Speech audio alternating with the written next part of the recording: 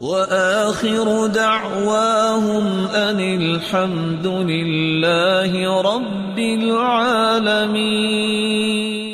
اشج بن عبد القیس رضی اللہ تعالیٰ عنہ یہ اللہ کے رسول صلی اللہ علیہ وآلہ وسلم کے پاس تشریف لائے، اور ان کا قصہ بہت بڑے سبق دینے والا ہے۔ 14 یہ لوگ تھے جو سواریوں پہ سوار تھے، اور کچھ لوگ جو ہے پیدل تھے، جن میں اشج بن عبد القیس بھی سواری پہ سوار تھا، اور یہ قبیلے کا سردار تھا۔ جب رسول اللہ صلی اللہ علیہ وسلم کے پاس آئے تو سب نے سواریاں چھوڑی اور دوڑ لگا دی۔ شوق تھا کہ اللہ کے رسول سے ملنا ہے، بات بری نہیں تھی، لیکن اشج نے کیا کیا؟ اشج اترے، سواری کو باندھا، اپنے لباس کو درست کیا، اور بڑے وقار کے ساتھ، متانت اور سنجیدگی کے ساتھ چلتے آئے اور آ کے اسلام کیے۔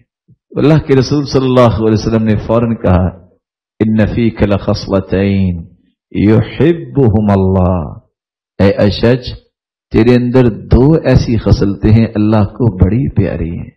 اللہ کے رسول میرے اندر وہ کون سی ہیں؟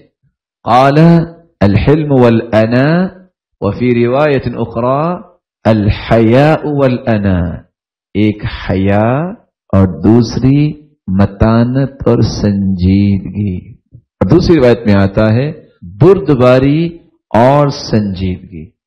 انہوں نے سوال کیا، اللہ کے رسول یہ اب پیدا ہوئی ہیں کہ پہلے تھی؟ فرمایا پیدا تو اللہ نے پہلے کی، اسلام کو تو نے قبول کیا تو اللہ نے ان میں روشنی پیدا کر